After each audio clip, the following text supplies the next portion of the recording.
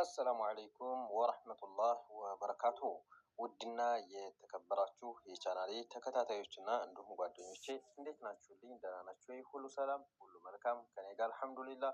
እንዲሁም ክርስቲያን ወገኖቼ ሰላም ሰላም ብያለሁ በያላችሁበት። ዛሬ እንግዲህ ትኩስ መረጃ ይዤላችሁ መጥቻለሁ።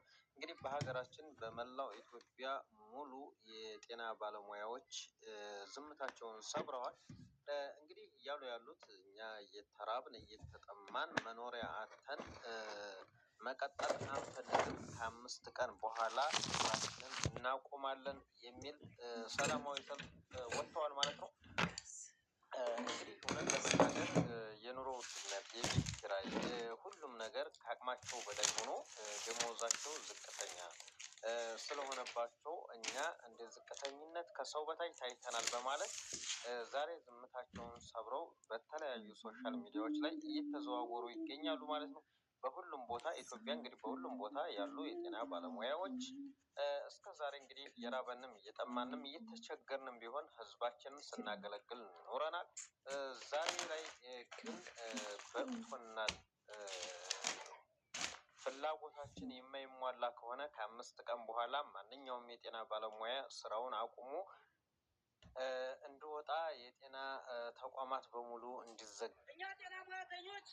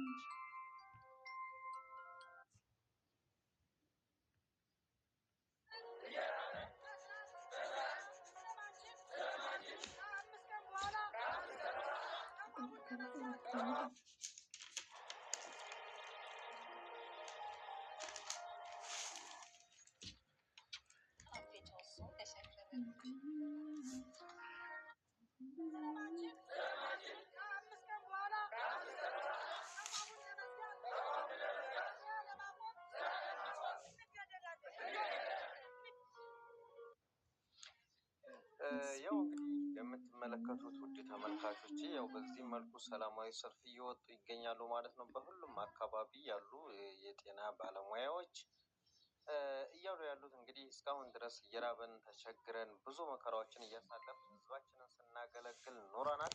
አሁን ላይ ግን ከ5 ቀን በኋላ ጥያቄያችን ካልተመለሰ የጤና ተቋሙን ለቀን እንድንወጣ እንገደዳለን ነው እያሉ ያሉት።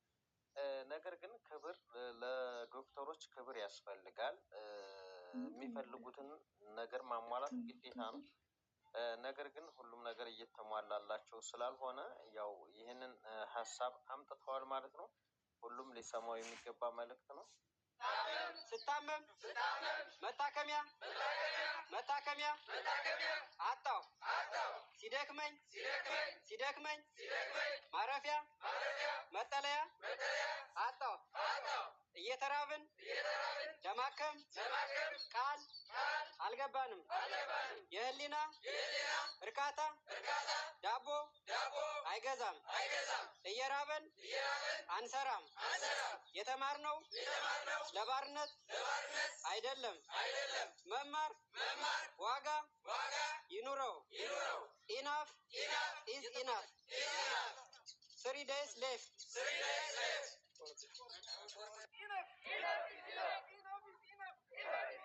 እየራበን አንሰራም። ልጆቻችን ማስተማር እንፈልጋለን።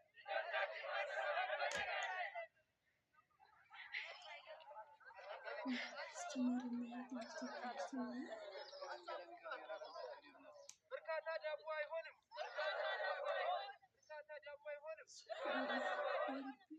የዳቦ እንጂ ፖለቲካ አይደለም። 6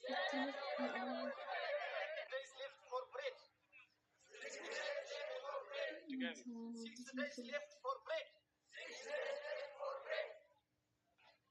እርካታ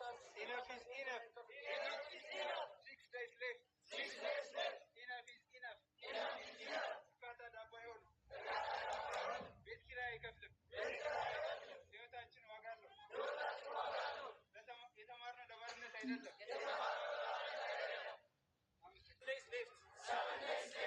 የተማርነው ለባርነት አይደለም። ላልተኖረው ልጅነታችን ስንል እስከ ጥግ እንሄዳለን። ሕይወታችን ዋጋ አለው።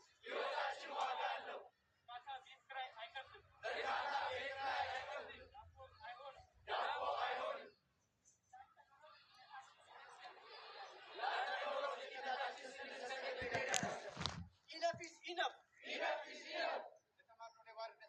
የተማርነው ለባርነት አይደለም። ለጤና ባለሙያ የጤና ዋስትና ይገባዋል። እኛ ጤና ሙያተኞች ቃል የገባነው ማህበረሰቡን እያገለገልን የእኛም ጥያቄ ተመልሷል።